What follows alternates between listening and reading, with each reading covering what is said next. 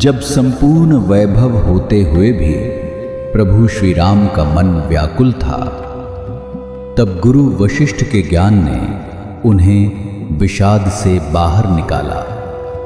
सुनिए बकुल जी की वाणी में। जय श्री राम। स्वागत है सबका। तो कल हमने देखा कि एक जीव ओम के उच्चारण से फिर क्या क्या सर्जन कर लेता है।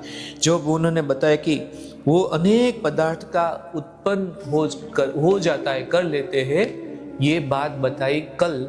आज 8 मार्च है और आज के मणिके में क्या आगे बताते हैं। और हमने जैसे देखा कि बहुत सारे उदाहरण हमें सिर्फ समझाने के लिए ही देते हैं, उस उदाहरण में हमें अटकना नहीं है। लेकिन अगर कुछ बात का बोध लेना है तो उदाहरण समझाने के लिए एक सीमित रूप से हम देख सकते हैं। तो आज का श्लोक क्या है देखते हैं। स्वार्थ क्रिया योग्न सामर्थ्यात् याति भावना अन्यताम् पदार्थ अभिमतां साध्यो निश्वासनेव दर्पणः। अर्थ है, स्वार्थी व्यक्ति का अपने स्वार्थ को साधने का उग्र प्रयास उसी प्रकार कुछ और ही परिणाम देता है जिस प्रकार दर्पण की ओर दौड़ते हाँफते व्यक्ति को दर्पण में अपना मुख नहीं दिखाई देता, क्योंकि दर्पण मुंह से निकलने वाली भाप के कारण धुंधला पड़ जाता है। तो वशिष्ठ ने कहा, इस संबंध में एक प्राचीन कथा है जिसे मैं तुम्हें सुनाता हूं। एक समय की बात है कि हिमालय के उत्तर में कर्कटी नामक एक दानवी रहती थी। वह देखने में भयावह, काली कलूटी और भारी भरकम थी। उस दानवी को कुछ खाने को न मिला और वह बहुत भूखी थी। उसने सोचा, यदि एक बार मैं जम्बूद्वीप माने हमारा भारत देश के सभी लोगों का भक्षण कर लूं, तभी मेरी भूख मिटेगी। इससे पहले मैं तपस्या करूं, क्योंकि तपस्या के द्वारा वह सब कुछ प्राप्त किया जा सकता है जो अन्यथा प्राप्त नहीं हो पाता। फिर वह एक बर्फीली चोटी पर जा चढ़ी और उसने तपस्या आरंभ की। कुछ समय बाद वह सूखकर कांटा हो गई और ऐसी दिखाई पड़ने लगी जैसे पारदर्शी त्वचा कंकाल को लपेटे हुए हो। 1000 वर्ष बीत गए। उसकी तपस्या से प्रसन्न होकर ब्रह्मा उसके समक्ष उपस्थित हुए। कर्कटी मन ही मन उनके आगे नतमस्तक हुई।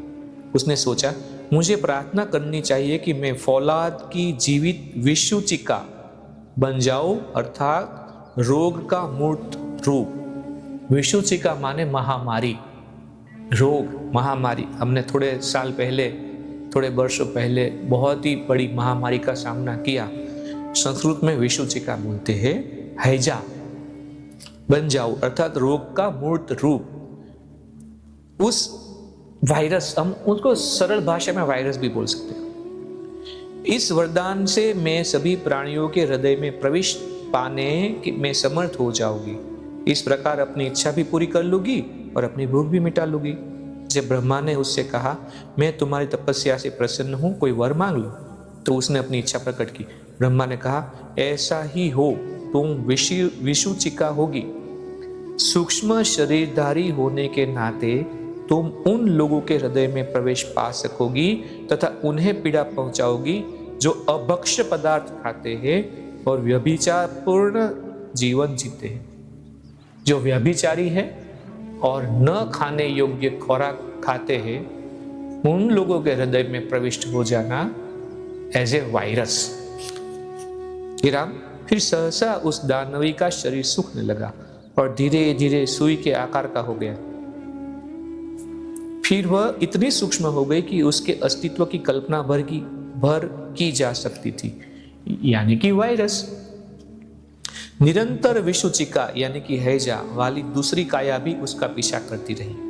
यद्यपि वह सूक्ष्म और अदृश्य थी, तो भी उसकी दानवी मानसिकता में कोई परिवर्तन ना हुआ। विषुचिका प्रफुल्ल थी और फूल की गंध के समान सूक्ष्म भी।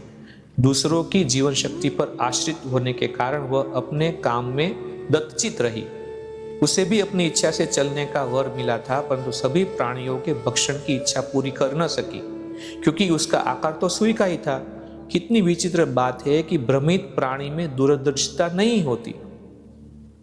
स्वार्थी व्यक्ति का अपने स्वार्थ को साधने का उग्र प्रयास उसी प्रकार कुछ और ही परिणाम देता है।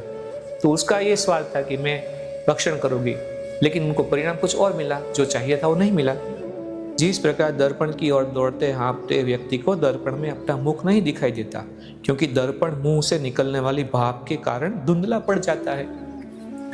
तो विसूचिका उन लोगों के शरीर में प्रवेश करती थी जो पहले से रोगग्रस्त थे, जिनका शरीर क्षीण हो चुका था या फिर जो मोटा गए थे। शरीर में प्रविष्ट होने के बाद वह विसूचिका रूप धारण करती थी।